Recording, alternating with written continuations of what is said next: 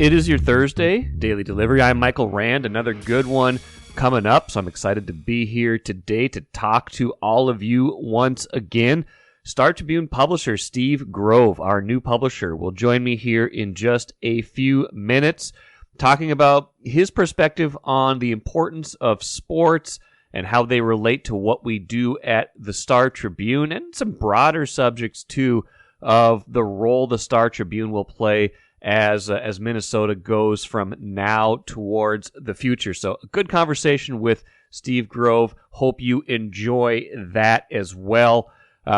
Big development in the ongoing TV discussion with the Bally Sports and various teams. The Twins' deadline for Bally Sports North to make their next payment for Diamond Sports, their parent company, to make that next payment is Saturday. With that looming, a key development on Wednesday could tip us off to what might be happening there, so I'll get to that in a little while. The Wild chose Rosemount's Charlie Stramel in the first round, 21st overall. Had a little bit of a rough season with Wisconsin, his first year in college this past year, but still plenty of upside. A 6'3" center.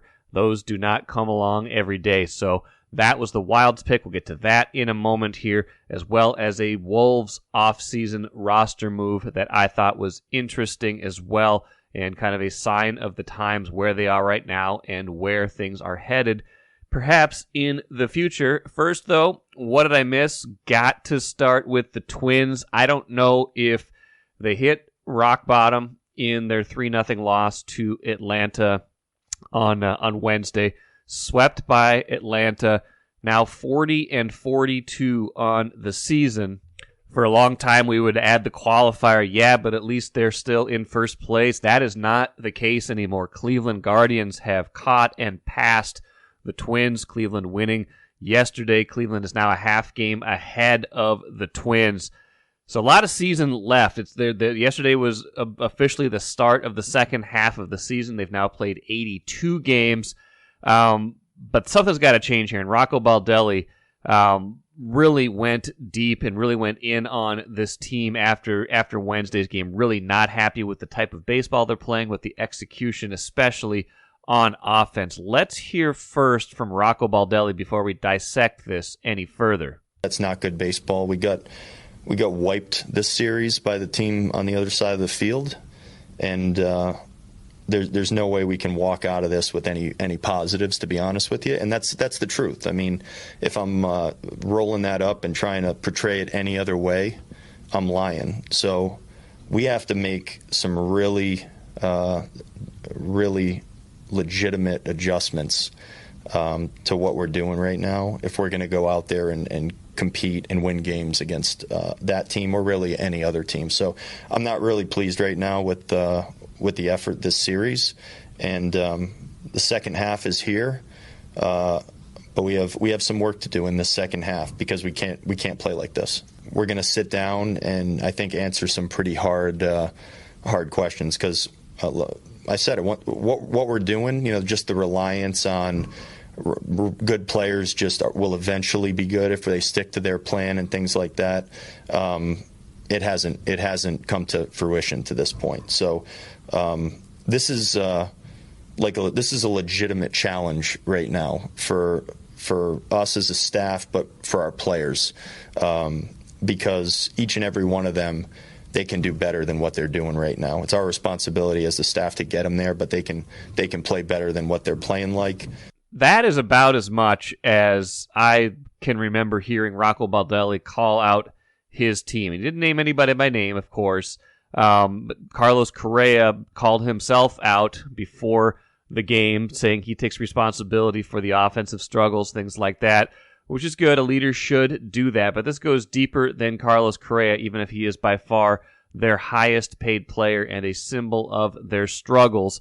It's a whole lineup thing, and what I don't know yet, what I can't glean from what Rocco Baldelli was saying on Wednesday is whether he thinks the root of the problem is that players aren't executing a good plan, or whether the plan being given to them largely by the organization, but largely by hitting coach David Popkins.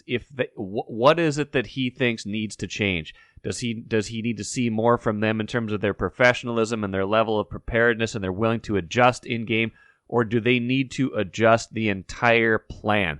That's what I don't know yet. That's what I don't think we know yet. That's what I couldn't glean from what he was saying on Wednesday after that latest loss. But something has to change because, like I said, I don't know if they've hit rock bottom yet. There's a lot of season left. They could get worse.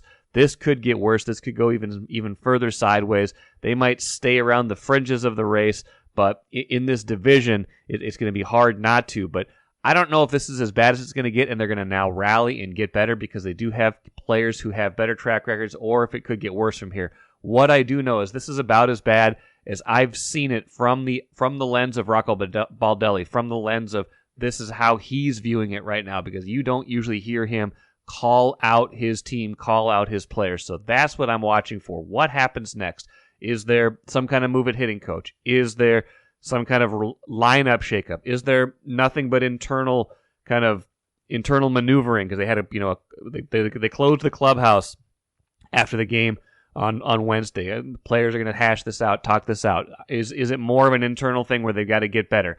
I don't know. I don't know if we're going to see if we're going to have our answers right away, but we're going to get clues along the way with approach, with how the lineup looks, or perhaps with who's giving them directives. So that's what I'm watching for in the next few days. Does this get any better? And if not, how do they respond to that? Now, the question of how you will watch the Twins for the remainder of this season and certainly in 2024 and beyond remains unresolved. Bally Sports North's parent company, Diamond Sports, has until Saturday to make a payment to the Twins. That's when a payment is due to the Twins, or they must notify the Twins via bankruptcy court by Saturday if they decide that they want to reject the contract, which would then start a process by which Major League Baseball could take over broadcasts in the middle of the season, as they did for the Padres about a month ago. So we don't know what's going to happen yet, but we've gotten some clues along the way. One clue came last week when Diamond Sports filed in bankruptcy court an intent to reject its contract with the Diamondbacks, who are on a similar timeline with the Twins in terms of a payment being due July 1st. We took that as a sign of, hey, they're doing this with the Diamondbacks and not the Twins. What does that mean for the Twins? Well, here's an even bigger clue. On Wednesday, one day before a scheduled hearing in court to discuss that desire of Diamond Sports to reject that contract, the two sides released a joint statement between Diamond Sports and the Diamondbacks released a joint statement saying they've decided to postpone the Thursday hearing due to, quote, ongoing and positive discussions towards finding a solution. During this time, Bally Sports Arizona will continue to broadcast Diamondbacks games, etc. So, hearing that was scheduled for today in the case of the Diamondbacks has been postponed because those sides have some positive momentum and maybe figuring this out, at least in the short term.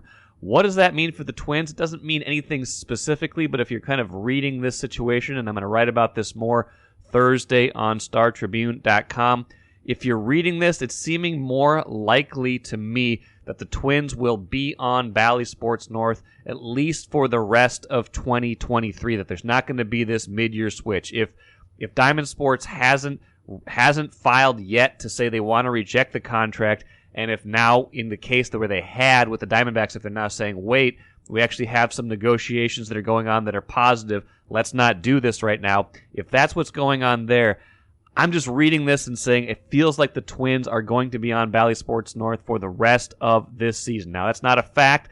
That's not any kind of stone-cold lock, anything like that. It just feels like that's where this situation is trending. So if you're hoping for one thing or another, sorry or good, I don't know which way you're hoping this goes, but it feels to me, just kind of sussing out this situation, that it seems like right now the Twins will be on Bally Sports North still. There won't be that interruption, at least in the middle of this season.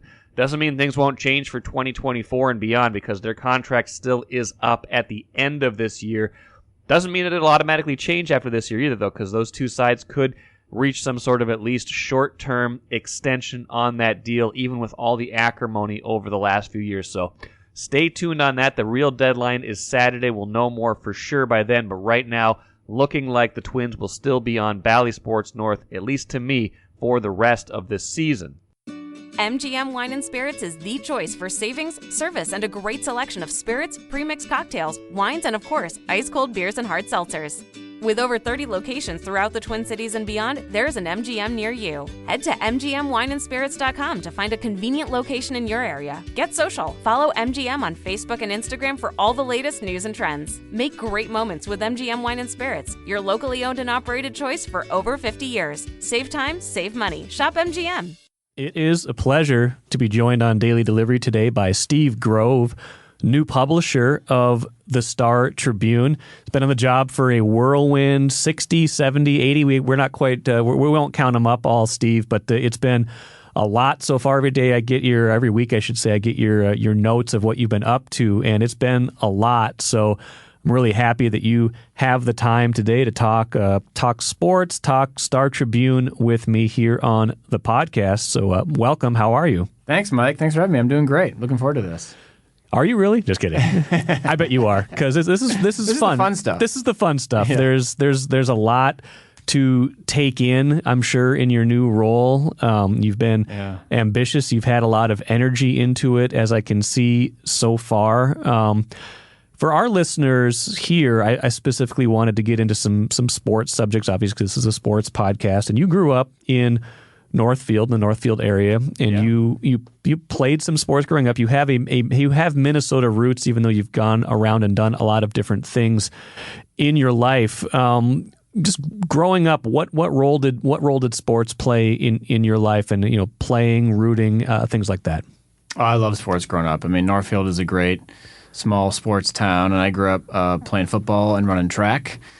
Speed was probably my best asset. I wasn't the most amazing football player on our team, but I loved to play the game, and I was a hurdler. So I ran the 300 hurdles in high school and all the sprints. Our football teams in high school were pretty good. We made it to the Prep Bowl a couple of times, the semifinals a couple of times. I played receiver and returned kicks. And then in college I played as well. Out in Claremont McKenna College, I played football and ran track there too. I loved it. It was just what you did, and it was really a big part of building my character. I think anybody who plays either team sports or individual sports will tell you it's just part of how you learn about the world, and it teaches you things you can't learn in the classroom. So it was a big part of my identity growing up. Sure. No, I imagine in Northfield, Northfield's kind of one of those fun places to I did a lot of high school sports coverage back then. So back in the earlier part of my career, and I think smaller communities like that, but the kind of right on the fringe of the metro area, you drive down to cover a game, and those were good teams back then. I think those are some of the fun. Those kind of give you the almost the quintessential. It's not small towns. Northfield's not a small town, but it kind of gives you that quintessential experience, like when you imagine what high school sports are. I do imagine. I feel like Northfield is one of those communities. It is. Whole town comes out on Friday night for the football games. People support each other. It's part of the identity. There's parades at homecoming. It was really kind of an idyllic experience, and it brought people together. I mean, I think that's what sports can do, no matter where you are. Is it transcends a lot of the barriers that maybe keep us separated around a common thing we can enjoy and have fun with. And in Northfield, that was really special. I had a football coach growing up, Bubba Sullivan, who was I remember Bubba, sure. Legendary coach. Yeah. His dad coached at Carleton in town as well, and just cared about us as people and brought us together as a team. And we were, in middle school, we were one of the worst teams in our middle school leagues. But we got to high school, Bubba just turned it around for us. And like I said, we made it to the state championship game, lost to a couple of really great teams out there, but had a lot of fun with it. Did your family, not too far, you're 45 minutes from, downtown Minneapolis, downtown St. Paul. Did you come here for games a lot? How was the rooting experience like in your household? Well, going to Metrodome was a special treat. Of course, when you're an hour away, you don't do it all the time, but going to a Twins game was... And everything happened at the Metrodome back then. It did. And nothing wasn't there. That was it. The Mecca. Yeah. No, we love going to games. That was a special treat. Probably more Twins than Vikings games, if I'm honest. But we enjoyed that. But largely, when you're in a smaller town, it's about the high school teams. And that was just kind of how we grew up. I remember my junior year, we had a bet as a football team about whether we'd win a certain game or not, and we said if we did win, we'd all shave ends in the back of our head. And Okay. so, after winning, we all had very bad haircuts for a couple of weeks. Okay. Just kind of part of the culture. It was a lot of fun. Sounds like the all hockey hair team or something. Yes, where, you gotta. It's the rite of passage. You gotta do that thing to be like your teammates. And obviously, like you said, you played college sports as well. I mean, it carried you became a pretty big part of your life. It sounds like even through college. It did, yeah. I mean, I remember kind of when I ended college saying, "Gosh, sports was really a central experience for me. I could have had a different college experience where I didn't play sports the entire year round, but I just loved it. I loved playing football and the camaraderie and the teamwork there." And track was, again, probably my stronger sport. I was a pretty good hurdler, and I liked to run fast. And and part of going to school in California was the chance to run outdoors in the winter. I actually did my freshman year at Carleton, but running on a banked indoor track underneath Laird Stadium's stands was just tough when that's what you do until April. So I'm sure. I enjoyed being out there to play more. And, some of my closest friendships came from it. It kind of defined the rhythms of my college experience and just gave me an appreciation for that part of your life. I made a college decision really based on sports, even though it was D3. It's not like I was a recruited athlete getting on a scholarship, but it was just so important to how I viewed my life at that time and still is. How do you then carry, whatever perspectives you gained from that? You've gone on to do a lot in your career, and now you're here at the Star Tribune. As you think about how we cover things, what role sports play in this community still, what role we play in kind of giving people access to that, giving people kind of the stories they want to tell. How does sports fit into kind of the philosophy you see of what our identity, I guess, at the Star Tribune to a degree? Yeah. Well, great sports writing is one of the most enjoyable things to read that's out there. And I think part of it is you get to see part of yourself or your friends or your family in the athletes that you're reading about. There's something universally relatable about sports, even when you're looking at someone who's tremendously talented and skilled in a way that maybe you never were. Seeing kind of the emotions involved, the preparation, the competitive fire, there's something universal about that. And I think it's a powerful way that defines what a place is. As a local news organization, obviously we care about covering what's happening here. What is uniquely Minnesota? That's our differentiator. And of course, our sports teams are just that. We're very lucky in this market to have 4 professional sports teams and a great network of college and high school sports teams too.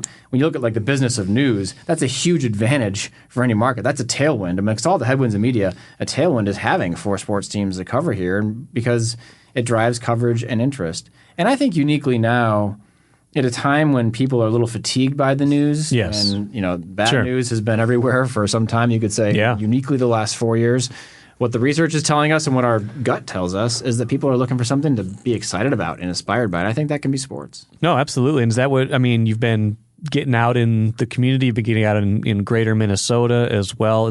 Are you hearing some of those things from in listener sessions and, even as you talk to some of the, other leaders in the state? Yeah. No, people love our coverage and they want more of it. I think there's an upside to expanding our sports world here at the Star Tribune. It's what people come to us for. It's by far our most trafficked category of the whole site. Right. You probably know. It drives interest. And what our readers are telling me is they really appreciate it. They like it. They like to connect with it. They like to engage with it. It's not just reading. It's commenting. It's starting a conversation. It's having podcasts like this where you can go deeper into some of the issues that you do with your guests. That's a unique aspect of this content area that I think drives a lot of interest from our subscribers and is an area we should really double down on. As you think bigger picture, like what have you, I'm sure it's been a bit of a whirlwind for these like 60, 70 days, like we said. What are you learning so far? What have been, some of the biggest, I want to say, surprises or things maybe you that have opened your eyes so far? Well, I think we have a huge opportunity at the Star Tribune to become a modern media company. I think today, we have a model that has existed for quite some time that is largely still rooted in a really high-quality print product that we need to continue to produce, no question. Right. It's of huge value to our audience. But today we can reach our audience in so many different ways. And Tell me about it. Yeah, we're doing it right now, right? And that is something that I think Star Tribune needs to sprint forward on and to reimagine kind of how we operate as a company to achieve that objective. I think we could listen to our readers and subscribers probably more than we do. We have a little bit of an ivory tower brand, in my opinion. We need to be out in the community more, talking to people, hearing what they want to see in their news coverage. A statewide media organization, which is what we would like to be, Yeah. should be able to reflect so much of what a community is grappling with and navigating both the pride we feel in our state, the challenges we feel and the struggles we have, the areas where we need to improve, just knowing what's going on. Like, we can reflect a lot more, but you got to be listening. And that's not just the individual reporter level, but that's at the executive level too. We need to be out in the community talking to people. So that's why doing a statewide tour for me early has been really helpful. I've been to almost 10 different places across the state so far, a few more to come. It's just been a great way for me to get out and talk to our readers and leaders and just hear the good, bad, and the challenging at this moment for our state and figure out how the Star Tribune can better deliver for people and be worth paying for. Because ultimately, we're going to only survive if we can get people to give us their hard-earned money to provide them a product they really value. I think there's maybe been a concern in the past that if you listen too much or if you let audience dictate too much of what you do, it's almost like the tail wagging the dog, something like that. I think there's definitely a sweet spot in there, but I like what you're saying in that the audience is telling us we know way more about our audience than we ever have. We know what they're listening to. We know what they're reading. We know up to the minute kind of who's doing what on StarTribune.com. That's information that you just didn't have when you had a print product only.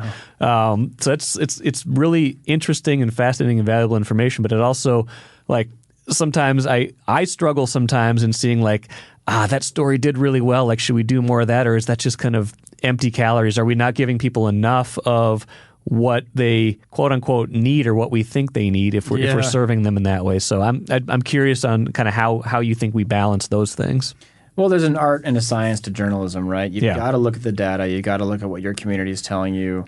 You got to listen for how you can be the most relevant source of information for someone such that they get a ton of value out of what you're producing. And part of the way you remain relevant isn't simply just chasing clicks or having the next BuzzFeed-style headline, but it is pursuing topics for which we have great expertise in the building on and finding the story that isn't being told. And so I think it's a false choice between like pursuing, only investigative deep stories that are, driven entirely by a reporter's interest and have nothing to do with audience metrics and, only chasing clicks. I would think we can do both. We need to do both, but we need to be relevant. You need to come to us and say, like, I have to read the Star Tribune today, or I don't know what's going on, or I can't navigate the state or even my daily life as well as I could otherwise. Or I just want to go there because I have a lot of joy. I mean, people go to Instagram or Facebook or YouTube or Snapchat or TikTok because it gives them joy. They have a moment, they take a look. If you come to our pages and, all you see is bad news about what's happening in Minnesota, or you don't have a good experience from a technology standpoint, you're not going to come back to us. This isn't to say we need to sort of make our coverage about, a Pollyannish view of the world. Right. But sports is one area where I think we can deliver on that sense of delight that we can give people and do it in a way that makes them want to come back 3, 4, 5 times a day. And that provides value, I would argue, far greater than Twitter or Facebook or Instagram. Not that we shouldn't be in those places too, but because we have a really high quality bucket of content to share with folks. How did your career path kind of inform how you now think about this media company? Because you've been at Google, YouTube, and you were working with through the governor's office the last 4 years. It feels like an unconventional but not but also a connected path that kind of got you here if you kind of think it through. I certainly never thought I'd be leading a newspaper. This was a surprise chapter in my career for me, but I'm so glad to be here. I think, what the board told me and what Glenn Taylor, who of course owns us, told me, they were eager to get someone to come in who had an outside perspective at this particularly unique moment. And so while I've never published a newspaper before, I've been in technology, and my jobs at Google and YouTube both focused on partnerships with news organizations, with political organizations, with nonprofits, with outside partners, which gave me a lens into this. I was a journalist earlier in my career for the Northfield News back in Northfield. And what was your favorite story? I want to get back to this track, but what was the best thing you ever wrote? Gosh, the Northfield News, probably the story I liked the most, I wrote a 5-part series on the role and influence of Hispanic immigration on Northfield. We looked at everything from housing to to sports, to religion, to job training, and to language. And I wrote this kind of pretty holistic piece on all of the Hispanic immigrants living out at Viking Terrace at the edge of town and how they were integrating into our community. Probably my favorite story I wrote at the Boston Globe was I did a profile of Lucky, the mascot of the Boston Celtics. Oh, that's fun. Which was super fun. He was one of these gymnastics, dunking mascots, Sure. the whole trampoline thing. That's great. He had a great personal story, so I enjoyed that too. But you got to do all flavors when you're in media, and so I enjoyed doing that. And I kind of brought that into this job. Not that I have a long career as a journalist, but I do have a respect for the craft, and I've done it before. And then in government, it was a very Minnesota-centric role. We're trying to grow our state, and in some ways, the Star Tribune is not that different from government in the following way that. It's rooting for Minnesota's success, and it does it from a different position using different tools and levers, but it's a very localized approach to creating a better state. And so, those things do connect. They're a little different, but I hope I can bring fresh eyes to this job because I think that's kind of what we need in the industry right now. A few more things for you, Steve Grove, publisher of the Star Tribune, enjoying this conversation and hope you guys all are too. What makes you optimistic when you think about our coverage and the state going forward? Because I think you're right. Like we've been through a few things here in the last 3-4 years. Obviously, COVID, George Floyd, any number of things you might want to branch off from there. What gives you optimism about kind of beyond where we are right now? That we kind of maybe where we're emerging from to a certain degree. Yeah. Well, I can talk about optimism for the Star Tribune and for the state. My optimism for the Star Tribune is simply we have really great talent here, people who really want to succeed. They're driven by a sense of purpose. Even just talking to you before we sat down, you really care about your work, about coverage, about reaching your audience, about making a difference through your journalism. I think I've seen that in so many of the folks that work here at the Star Tribune. That's a huge advantage. It makes me really optimistic, as does the fact that Minnesotans, I think, are rooting for us to succeed. They want a great statewide newspaper. They want to get great news and information. And so there's that sense that, Minnesota wants a successful news organizations like ours to do well. My optimism for Minnesota more broadly is, gosh, look at all we've just been through. Yeah. All kinds of challenges we face. There's all kinds of top 5 lists that we're on, all kind of bottom 5 lists that we're on. We've got our work cut out for us as a state. But I would say uniquely to someone who moved away and came back, this is a state that really does have a lot of pride in who we are and wants Minnesota to be really successful. And you can't really say that is fully about every other state in the country. I mean, to me, having been able to spend 20 years away from Minnesota and talking to other Minnesotans outside of the state, other people who come from other places, to me it was always kind of like Minnesotans and Texans. They had this sort of really deep-rooted loyalty for being here. Right. And the data proves this out. People love living here when they move here. It's very hard to leave. It's a sticky state. It's a very big boomerang state. I'm proof of that. I came back. Yeah. Because we've invested in our people. We've invested in education, infrastructure. We always try to balance, having a kind of state where you want to live here because all the dynamics of living here are great and we aren't taxing you so high that you can't, afford your life. So that's always that balance to strike. But it is a state that really is ardently proud of itself and wants to be better and is good at, I think, examining its problems too. So I'm optimistic. But gosh, this is one of those moments in our history where the next few years are going to influence the next few decades of where we go as a state. Does that feel exciting, daunting? How does that feel to you? Because when you say that, it's like, I think you're right, but it also feels like I think it's all those things. Yeah, it is all those things. I am excited about it. I mean, there are very few inflection points in places' histories. Yeah. At least where you know it ahead of time, or you think you know it ahead of time. But you can feel that here. Coming out of George Floyd's murder and all the racial reckoning that we have seen in our state and that has expanded throughout the world and accelerated, and COVID and all that it reshaped about our thoughts about where you work and how you differentiate yourself. It is a competitive time in the global economy and a competitive time even within our own country.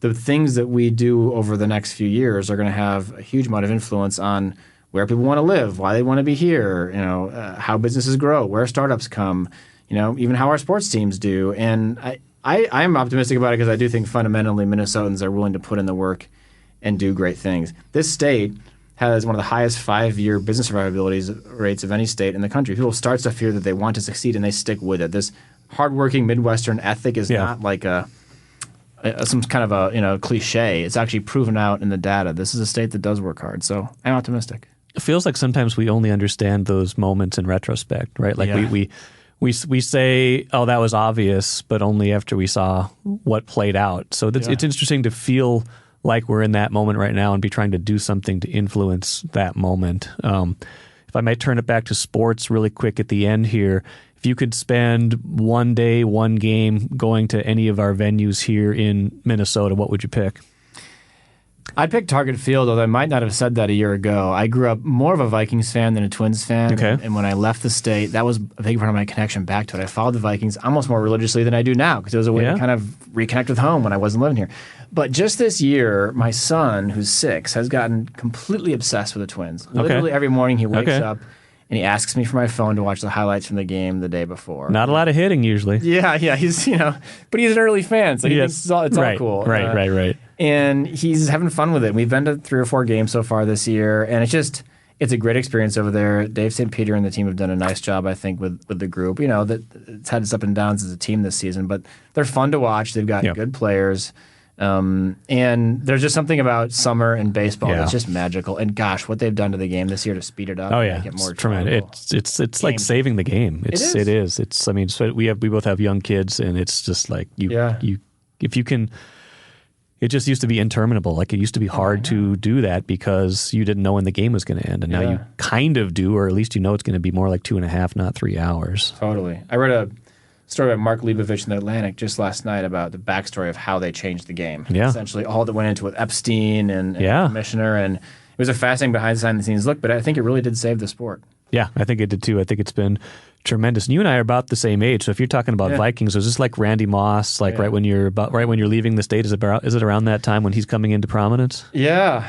It was about that time. I remember coming back home. I studied abroad in Tanzania in college for a semester, and I came back home the day before the Falcons NFC Championship game and sat on my uncle's couch in California and watched it. And then the next day went back to school, and I was just like all Minnesota fans, kind of devastated by it. Yeah. But those were some fun years too. I mean, they were just such a good team, so fun to watch. And I think they have that shot again. When the Vikings have players who have a little bit of heart in them and like have some panache and a little bit of, that's when they do their best, when there's a little bit of swagger in the team. And I think I'm optimistic overall. You got to be optimistic if you're a sports fan. How can you not be? Well, that was going to be my last question for you. So I'm going to test your optimism. Like, is one of these teams, especially is the Vikings, are they going to win a Super Bowl during our lifetime? They have to. I mean, I'm 45. I think you're in your 40s too. 46, 46, yeah. So, I mean, my gosh, we got at least 40 years left in us, don't we? I hope so. Yes, that'd be nice to know. Yeah. They got to find a way, and I think they will. I was just talking to my son yesterday about the Twins in '87 and '91 and what a magical period of time that was, and it kind of feeds on itself. And it's not just about the players and the coaches and the owners. It really is about the fans and the community. Like there's something about rallying around your team that it creates that flywheel. And I think Minnesotans are hungry for it, and I'm optimistic it'll happen. Well, optimism is a good way to go into any period of time or life, and especially when you talk about Minnesota sports and when you talk about the Star Tribune. Yeah. Steve, I think you give the Star Tribune some reasons for optimism as well, and I really appreciate your time here on today's show. Best of luck, and maybe we'll do this again down the road once there's even more to talk about. Yeah, thanks, Mike. Appreciate it. I hope you enjoyed that conversation with Steve Grove. I know I sure did. I thought it was important to share his perspectives with all of you listeners out there, just to kind of give you a better sense of how our new publisher views sports, how he's looking at the Star Tribune, what lens he's looking through right now. I found it interesting. I enjoyed talking to him, so I hope you enjoyed listening to that as well. And more to come with the Star Tribune as the years go on. Let's finish with the cooler couple pieces of news. The Wild chose Rosemount center Charlie Stramel in the first round, 21st overall in the NHL draft on Wednesday night. Rounds 2 through 7 today. Charlie Stramel, tough freshman year with the Wisconsin Badgers. They were not very good this year. Kind of really banking on his future potential, his kind of what he's shown up until that point. That will be kind of a blip on the radar, and that he will be, that he will be able to shake that off and will be the kind of prospect that made him, a top 15 guy going into this season. So kind of banking on potential over production, at least in the short term, with that pick. But a 6'3" center, that fits nicely into the organization. So we'll see how he progresses over the years as they will need, like Sarah McClellan and I talked about the other day, as they will need some of these young players to fill critical roles on their roster. And the Wolves, Taurean Prince no longer with the Wolves, waived by the Wolves ahead of a deadline that would have guaranteed his $7+ million salary. for this next season, so he is not on the team. Doesn't mean he couldn't, come back here on a smaller deal, but for right now, no Taurean Prince, a very good veteran pro, but a guy that maybe got a little expensive, especially after the Naz Reid signing. So looking to see what they do now is Nickeil Alexander-Walker, a candidate to return now. Those guys maybe were a little bit of redundancy, things like that. The whole offseason still yet to play out for this team. Chris Hine and I, Timberwolves beat writer for the Star Tribune, will talk more about what is ahead for this team on Friday's show. So look forward to that. Until then, have a great rest of your Thursday. Hope you enjoyed today's show. Back at it again tomorrow.